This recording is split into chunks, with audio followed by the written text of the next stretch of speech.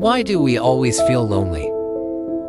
Even in the middle of a busy life filled with friends, family, and social connections, even when we seem to have everything we need, there are still moments when loneliness quietly creeps in. Some people feel lost and isolated at school, at work, or even in their own homes. Why is that? What makes loneliness such an unavoidable part of being human? First of all, loneliness stems from the very nature of who we are. Every person is a unique individual, with their own thoughts, emotions, and inner world. We can share laughter and tears with others, but no one can ever truly know what we feel deep inside. Our inner world is a private space that only we can enter. It's our self-awareness, the fact that we know we exist, that we think, that we feel, that separates us from everything else. And that awareness brings with it the understanding that we are, ultimately, alone within our own minds. Loneliness, in this sense, is a natural consequence of consciousness itself.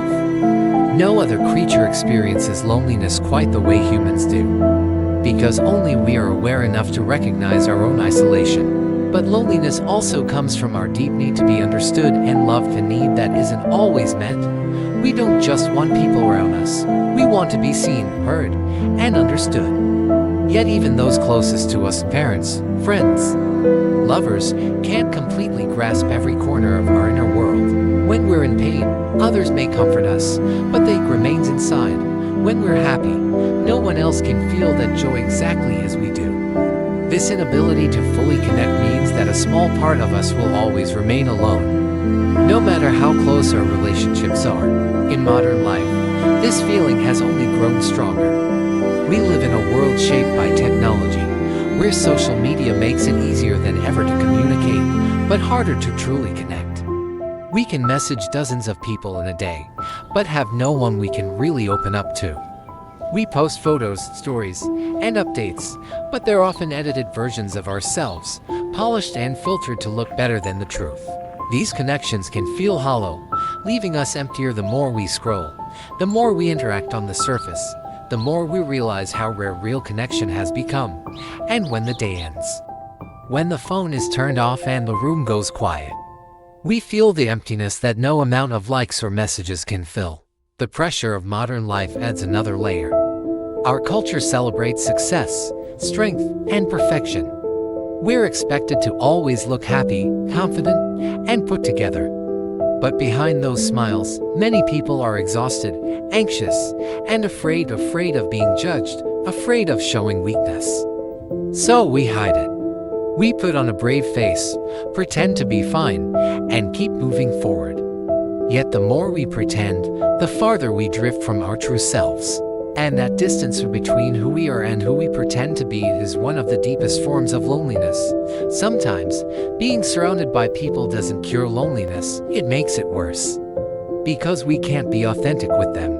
Another reason we feel lonely is that we've lost touch with ourselves. In the rush of daily life, many of us stop listening to our own hearts. We get caught up in working, earning, chasing goals until one day, we realize we no longer know what truly makes us happy. We forget what we love, what we believe in, and what gives our life meaning. When we lose that inner connection, we become hollow and adrift, even when we have everything we thought we wanted. At that point, loneliness isn't about missing other people. It's about missing ourselves. It's the deepest kind of loneliness, the kind that comes when our soul has nowhere to rest. Loneliness also comes from the fragile, temporary nature of human relationships. People change, circumstances shift, and time quietly erases even the strongest bonds. Someone who once felt like home can become a stranger. A love that once seemed unbreakable can fade away.